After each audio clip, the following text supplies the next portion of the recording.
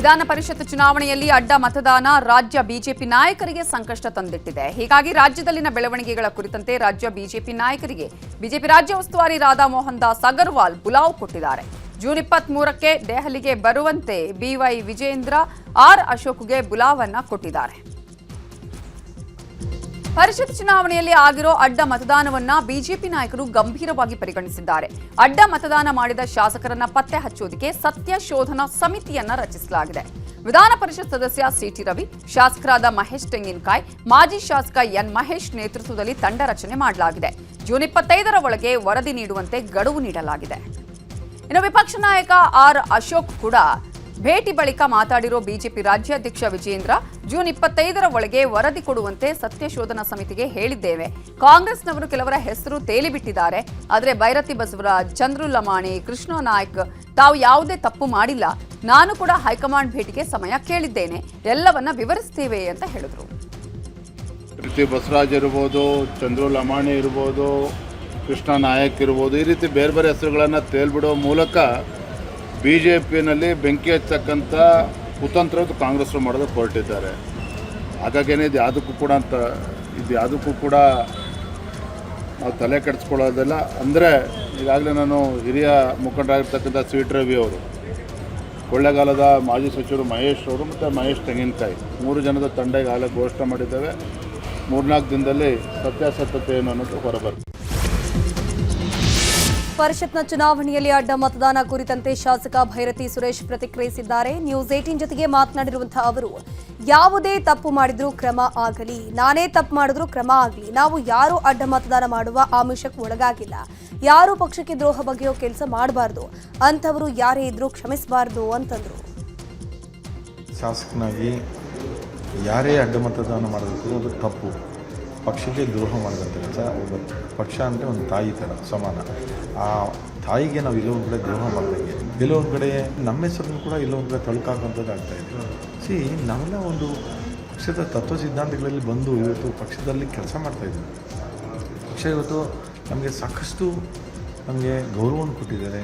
ಒಂದು ಉಪಾಧ್ಯಕ್ಷರಾಗಿ ಒಂದು ಸೇವೆ ಮಾಡೋಂಥ ಅವಕಾಶವನ್ನು ಕೊಟ್ಟಿದ್ದಾರೆ. ಹಾಗಾಗಿ ನಾವು ಯಾವೆಲ್ಲ ಒಂದು ತಪ್ಪು ಮಾಡಿರೋದಕ್ಕೆ ಅವಕಾಶನೇ ಇಲ್ಲ. ಯಾವುದೇ ಆಸೆ ಆಮಿಷಗಳಿಗೆ ಪಕ್ಷದ ಆದೇಶವನ್ನು ಸ್ಪಷ್ಟವಾಗಿ ಪಾಲಿಸಿದ್ದೀವಿ. ಎನ್ಡಿಎ ಅಭ್ಯರ್ಥಿಗೆ ನಾವು ಮತ ಹಾಕಿದ್ದೀವಿ ಅಂತ ಶಾಸಕ ಚಂದ್ರು ಲಮಾಣಿ, ಕೃಷ್ಣ ನಾಯ್ಕ್ ಸ್ಪಷ್ಟನೆಯನ್ನು ಕೊಟ್ಟಿದ್ದಾರೆ. ಯಾವುದೇ ಕಾರಣಕ್ಕೂ ವಿಷಯ ಗೊತ್ತಿಲ್ಲದೇ ನಮ್ಮ ಅಧಿಕೃತವಾಗಿ ಭಾರತೀಯ ಜನತಾ ಪಾರ್ಟಿಯಿಂದ ಪಟ್ಟಿಯನ್ನು ಕೊಡೋಕ್ಕಿಂತ ಮುಂಚೆನೇ ದಯವಿಟ್ಟು ಅದನ್ನು ಹರಿದಿಡಬೇಡಿ. ಯಾಕಂದರೆ ನಾನು ಅತ್ಯಂತ ಚಿಕ್ಕ ವಯಸ್ಸಿನಲ್ಲಿ 32 ವಯಸ್ಸಿನಲ್ಲಿ ನನ್ನ ಕ್ಷೇತ್ರದಿಂದ ಭಾರತೀಯ ಜನತಾ ಪಾರ್ಟಿ ಯಾವುದೇ ನನ್ನ ರಾಜಕೀಯ ಏನೂ ಇಲ್ಲದೇ ನಮಗೆ ರಾಜಕೀಯಕ್ಕೆ ತಂದು ಮೊದಲನೇ ಬಾರಿಗೆ ನಾವು ಶಾಸಕರಾಗಿದ್ದೀವಿ.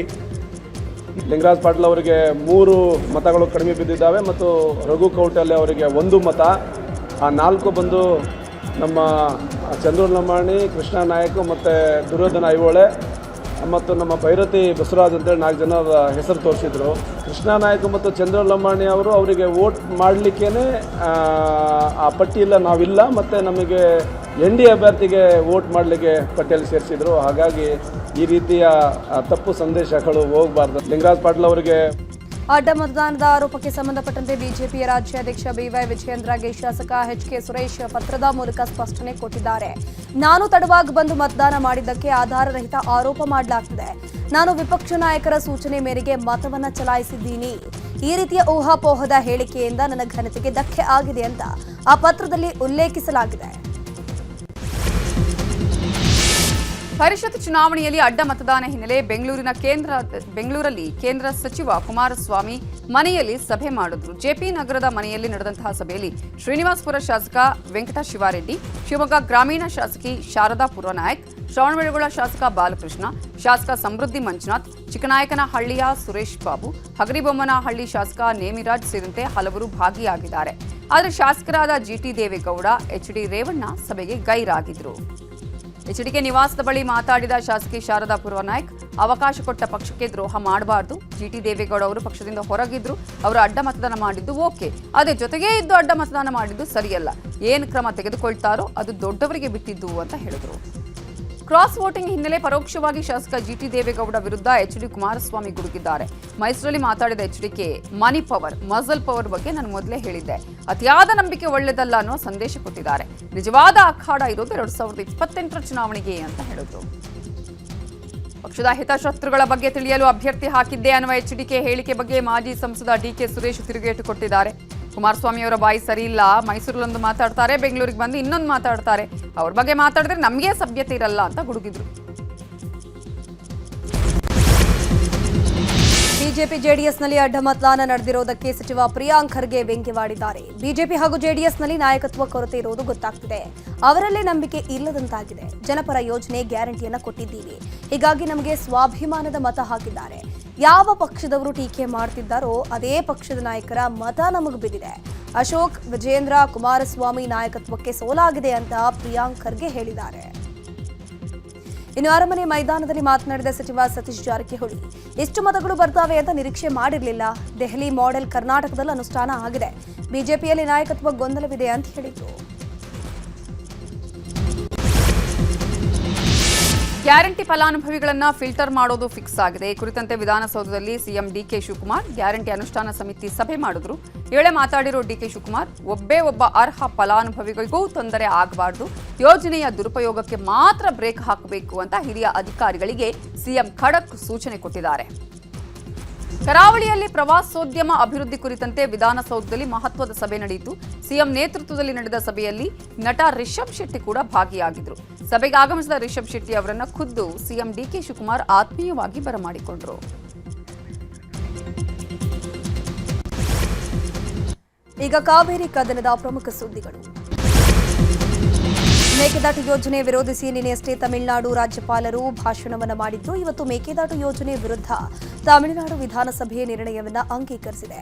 ಮೇಕೆದಾಟು ಯೋಜನೆ ತಡೆಗೆ ಕರ್ನಾಟಕ ವಿರುದ್ಧ ಕಾನೂನು ಹೋರಾಟ ಹಾಗೂ ಕೇಂದ್ರ ಸರ್ಕಾರದ ಮೇಲೆ ಒತ್ತಡ ಹೇರುವ ಬಗ್ಗೆ ಸಿಎಂ ವಿಜಯ್ ನೇತೃತ್ವದ ತಮಿಳುನಾಡು ವಿಧಾನಸಭೆ ನಿರ್ಣಯವನ್ನು ಅಂಗೀಕರಿಸಿದೆ. ಮೇಕೆದಾಟು ಅನುಷ್ಠಾನಗೊಂಡರೆ ತಮಿಳುನಾಡಿನ ಕೃಷಿ ರೈತರ ಮೇಲೆ ಗಂಭೀರ ಪರಿಣಾಮ ಬೀರಲಿದೆ. ಹೀಗಾಗಿ ದಕ್ಷಿಣ ರಾಜ್ಯಗಳ ಹಿತಾಸಕ್ತಿಗೋಸ್ಕರ ಯೋಜನೆಯ ಒಪ್ಪಿಗೆ ವಾಪಸ್ ಪಡೆಯಬೇಕು ಅಂತ ನಿರ್ಣಯಿಸಿದ್ದು. ಸಿಎಂ ವಿಜಯ್ ನಿರ್ಣಯಕ್ಕೆ ಕಾಂಗ್ರೆಸ್, ವಿಸಿಕೆ ಪಕ್ಷಗಳು ಬೆಂಬಲವನ್ನು ನೀಡಿವೆ. ಮೇಕೆದಾಟು ಯೋಜನೆ ವಿರೋಧಿಸಿ ತಮಿಳುನಾಡು ವಿಧಾನಸಭೆ ನಿರ್ಣಯ ಅಂಗೀಕಾರದ ಬಗ್ಗೆ ವಿಪಕ್ಷ ನಾಯಕ ಆರ್ ಅಶೋಕ್ ಕಿಡಿಕಾರಿದ್ದಾರೆ. ಡಿಕೆ ಶಿವಕುಮಾರ್ ಏನೋ ಕಡ್ದು ಕಟ್ಟೆ ಹಾಕ್ಬಿಡ್ತೀನಿ ಅಂತ ಪಾದಯಾತ್ರೆ ಮಾಡಿದ್ರು. ನಮ್ಮ ಸರ್ಕಾರ ಬಂದ ಕೂಡಲೇ ಮೇಕೆದಾಟುವಿಗೆ ಶಂಕುಸ್ಥಾಪನೆ ಮಾಡ್ತೀನಿ ಅಂದ್ರು, ಆದ್ರೆ ₹1 ಕೊಟ್ಟಿಲ್ಲ. ಇದೆಲ್ಲ ಡಿಕೆಶಿ ಆಡ್ತಿರುವ ನಾಟಕ ಅಂತ ಆಕ್ರೋಶ ಹೊರಹಾಕಿದ್ರು.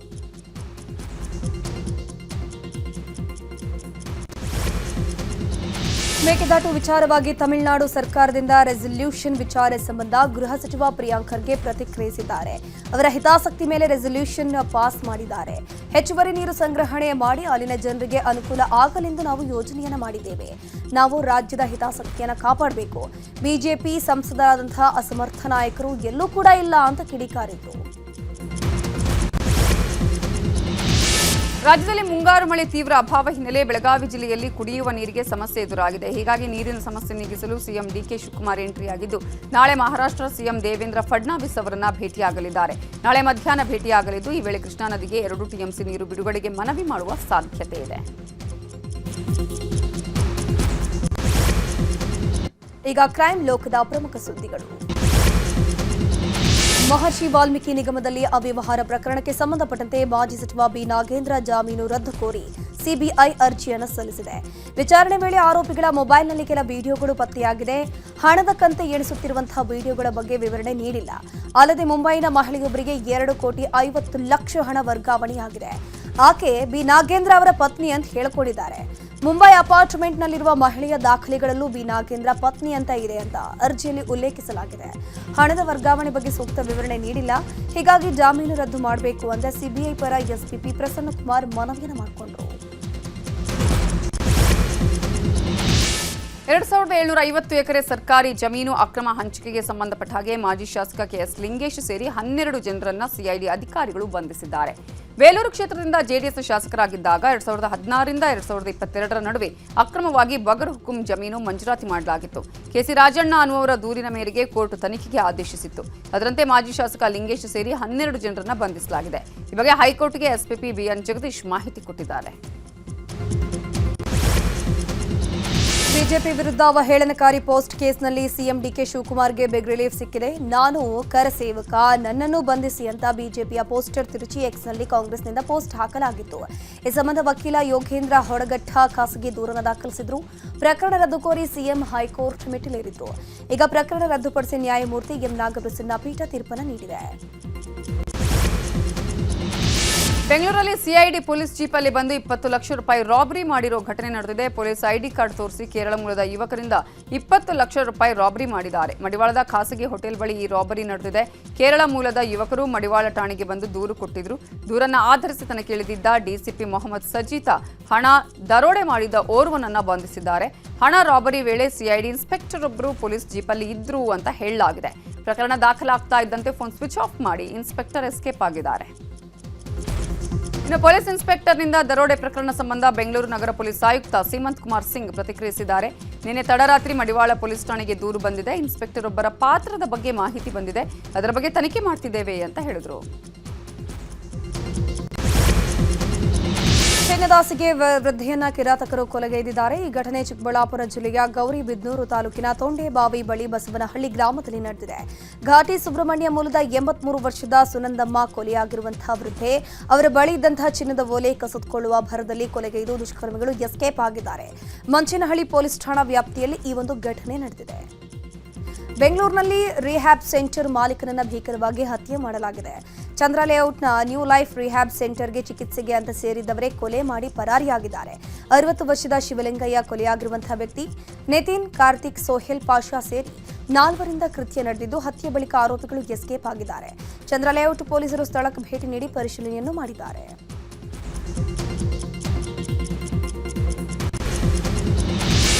ರಾಜ್ಯದ ವಿವಿಧ ಜಿಲ್ಲಾ ಕೋರ್ಟ್ಗೆ ಮತ್ತೆ ಹುಸಿ ಬಾಂಬ್ ಬೆದರಿಕೆ ಕರೆ ಬಂದಿದೆ. ಧಾರವಾಡ, ಚಿತ್ರದುರ್ಗ, ಕೋಲಾರ, ದಾವಣಗೆರೆ ಸೇರಿದಂತೆ ಹಲವು ಕೋರ್ಟ್ಗಳಿಗೆ ಬೆದರಿಕೆ ಇಮೇಲ್ ಬಂದಿತ್ತು.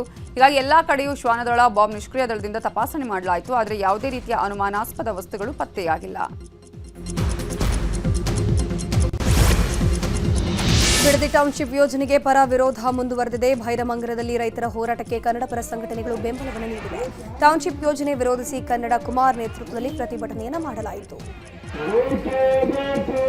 ಬಿಡದಿ ಟೌನ್ಶಿಪ್ ವಿರೋಧಿಸಿ ಜೂನ್ 21ರಿಂದ ಜೆಡಿಎಸ್ನಿಂದ ಹೋರಾಟ ನಡೆಯಲಿದೆ. ನಿಖಿಲ್ ಕುಮಾರಸ್ವಾಮಿ ನೇತೃತ್ವದಲ್ಲಿ ಪಾದಯಾತ್ರೆ ನಡೆಯಲಿದ್ದು ಭೂಸ್ವಾಧೀನ ಆಗಿರುವಂತಹ ಗ್ರಾಮಗಳಲ್ಲಿ ಪಾದಯಾತ್ರೆ ನಡೆಯಲಿದೆ. ಬಿಡದಿ ಟೌನ್ಶಿಪ್ ಜಟಾಪಟಿ ಮಧ್ಯೆ ರೈತರಿಗೆ ಭೂ ಪರಿಹಾರ ಹಣದ ಚೆಕ್ ವಿತರಣೆ ಮಾಡಲಾಯಿತು. ಯೋಜನೆಯ ಪಾಲುದಾರರು ಹಾಗೂ ರೈತರಿಗೆ ಗ್ರೇಟರ್ ಬೆಂಗಳೂರು ಅಭಿವೃದ್ಧಿ ಪ್ರಾಧಿಕಾರದಿಂದ ಚೆಕ್ ವಿತರಣೆ ಮಾಡಲಾಯಿತು.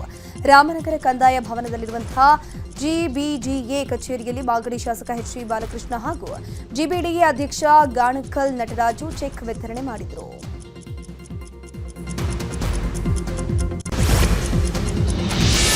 ಹಾವೇರಿಯ ವೆಂಕಟಾಪುರ ತಾಂಡದ ರೈತನಿಗೆ ಎತ್ತುಕೊಳ್ಳೋದಕ್ಕೆ ದುಡ್ಡಿಲ್ಲದೆ ಮಕ್ಕಳಿಗೆ ನೊಗ ಕಟ್ಟಿ ಕೃಷಿ ಮಾಡ್ತಿದ್ರು. ಈ ಬಗ್ಗೆ ನ್ಯೂಸ್ 18 ಕನ್ನಡ ವಿಸ್ತೃತ ವರದಿಯನ್ನ ಮಾಡಿತ್ತು. ನ್ಯೂಸ್ 18 ವರದಿಯಿಂದ ಎಚ್ಚೆತ್ತ ಜಿಲ್ಲಾಡಳಿತ ಸಂಕಷ್ಟದಲ್ಲಿದ್ದ ರೈತನಿಗೆ ಕಳೆನಾಶ ಯಂತ್ರ ವಿತರಿಸಿದೆ. ಹಾವೇರಿ ಜಿಲ್ಲಾಧಿಕಾರಿ ಕಚೇರಿ ಮುಂಭಾಗ ಡಿಸಿ ವಿಜಯ ಮಹಂತೇಶ್ ದಾನಮ್ಮನವರ್ ರೈತ ಶಂಕರಪ್ಪ ಲಮಾಣಿಗೆ ಯಂತ್ರ ವಿತರಿಸಿದರು.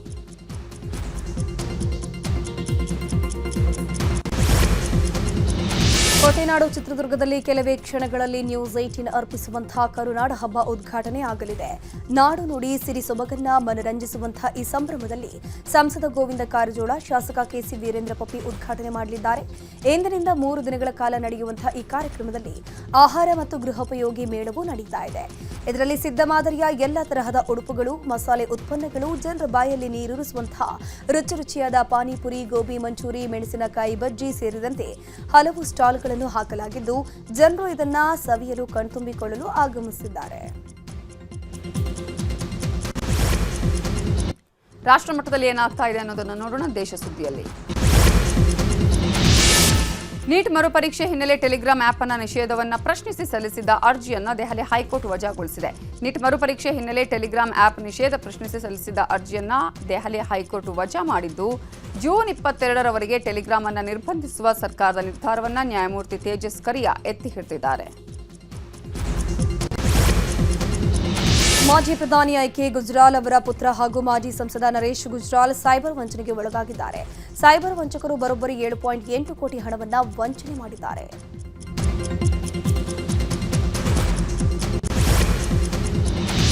ಪಶ್ಚಿಮ ಬಂಗಾಳದಾದ್ಯಂತ ಭಾರೀ ಮಳೆ ಸುರಿತಾ ಇದೆ. ಧಾರಾಕಾರ ಮಳೆಯಿಂದಾಗಿ ನೇತಾಜಿ ಸುಭಾಷ್ ಚಂದ್ರ ಬೋಸ್ ಅಂತಾರಾಷ್ಟ್ರೀಯ ವಿಮಾನ ನಿಲ್ದಾಣದ ಬಳಿ ರಸ್ತೆಗಳು ನದಿಯಂತಾಗಿವೆ. ಹೀಗಾಗಿ ಸ್ಥಳದಲ್ಲಿ ಭಾರೀ ಟ್ರಾಫಿಕ್ ಜಾಮ್ ಸೃಷ್ಟಿಯಾಗಿತ್ತು.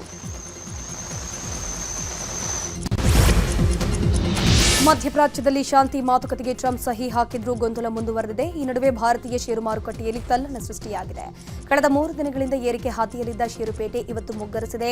ಸೆನ್ಸೆಕ್ಸ್ 800 ಅಂಕ ಕುಸಿದಿದೆ. ಇತ್ತ ನಿಫ್ಟಿ ಕೂಡ 198.75 ಅಂಕಕ್ಕೆ ಕುಸಿತ ಕಂಡಿದೆ.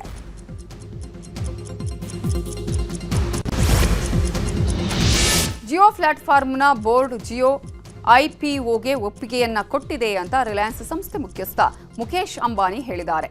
ಇವತ್ತು 49ನೇ ವಾರ್ಷಿಕ ಸಭೆಯಲ್ಲಿ ಮಾತನಾಡಿದ ಮುಖೇಶ್ ಅಂಬಾನಿ, ಜಿಯೋ ಐಪಿಒಗೆ ಈಗಾಗಲೇ ಒಪ್ಪಿಗೆ ಸಿಕ್ಕಿದೆ. ಇವತ್ತೇ ಸೆಬಿಗೆ ಕರಡು ಸಲ್ಲಿಸುತ್ತೇವೆ.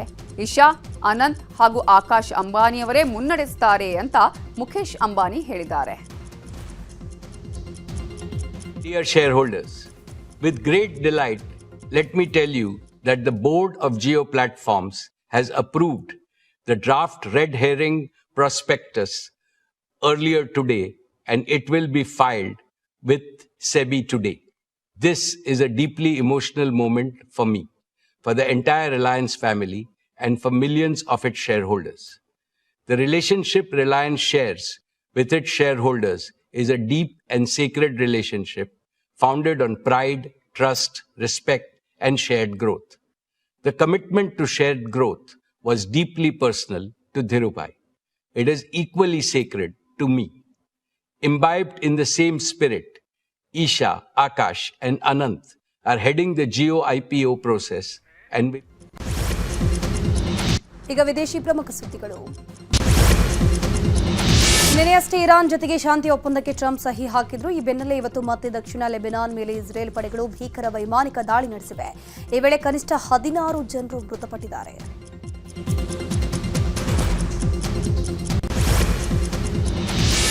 ಲೆಬನಾನ್ ಮೇಲೆ ಇಸ್ರೇಲ್ ನಿಲ್ಲಿಸಲು ನಿರಾಕರಿಸಿದೆ. ಈ ಬೆನ್ನಲ್ಲೇ ಹಾರ್ಮುಜ್ ಜಲಸಂಧಿಯಲ್ಲಿ ಉದ್ವಿಗ್ನತೆ ಮುಂದುವರೆದಿದೆ. ಟ್ರಂಪ್ ಸಹಿಯಿಂದ ಎಲ್ಲ ಮುಗಿತು ಅನ್ನುವಾಗಲೇ ಮತ್ತೆ ಸಂಘರ್ಷ ತೀವ್ರಗೊಂಡಿದೆ. ಈ ಮಧ್ಯೆ ಹಾರ್ಮುಜ್ ಜಲಸಂಧಿಯನ್ನ ಮತ್ತೆ ಮುಚ್ಚಲಾಗಿದೆ ಅಂತ ಇರಾನ್ ನೌಕಾಪಡೆ ಘೋಷಿಸಿದೆ. ಇಂದು ಸ್ವಿಟ್ಜರ್ಲೆಂಡ್ನ ಜಿನೆವಾದಲ್ಲಿ ಅಮೆರಿಕ ಮತ್ತು ಇರಾನ್ ನಡುವೆ ನಡೆಯಬೇಕಿದ್ದ ಮಾತುಕತೆ ಮುಂದೂಡಿಕೆಯಾಗಿದೆ. ಈ ಬೆನ್ನಲ್ಲೇ ಅಮೆರಿಕದ ಉಪಾಧ್ಯಕ್ಷ ಜೆಡಿ ವ್ಯಾನ್ಸ್ ಸ್ವಿಟ್ಜರ್ಲೆಂಡ್ಗೆ ಹೋಗಬೇಕಿದ್ದ ಪ್ರಯಾಣವನ್ನು ಮುಂದೂಡಿದ್ದಾರೆ. ಇದರಿಂದ ಇರಾನ್ ಜೊತೆ ಯುದ್ಧವನ್ನು ಅಂತ್ಯಗೊಳಿಸುವಂತಹ ತಾತ್ಕಾಲಿಕ ಒಪ್ಪಂದದ ಕುರಿತು ಅನಿಶ್ಚಿತತೆ ಹೆಚ್ಚಾಗಿದೆ. ಜಪಾನ್ನ ಟೋಕಿಯೋದಲ್ಲಿ ಶಾಲೆಯಲ್ಲಿ ಭಾರೀ ಅಗ್ನಿ ಅವಘಡ ಸಂಭವಿಸಿದೆ. ಪ್ರೈಮರಿ ಶಾಲೆಯಲ್ಲಿ ಈ ಅವಘಡ ಸಂಭವಿಸಿದ್ದು ಭಾರೀ ಹರಸಾಹಸ ಪಟ್ಟು ಮಕ್ಕಳನ್ನು ರಕ್ಷಣೆ ಮಾಡಲಾಗಿದೆ.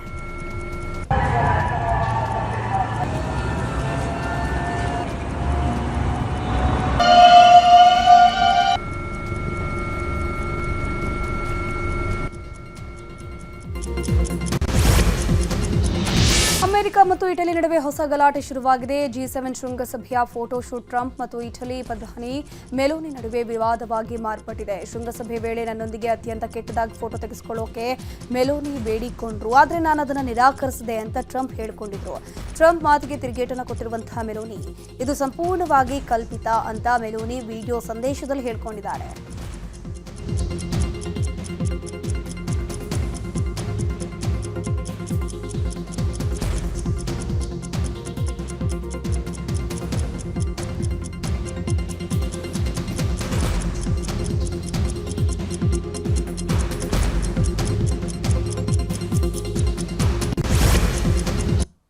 ಈಗ ಒಂದು ಬ್ರೇಕಿಂಗ್ ನ್ಯೂಸ್ ಇದೆ.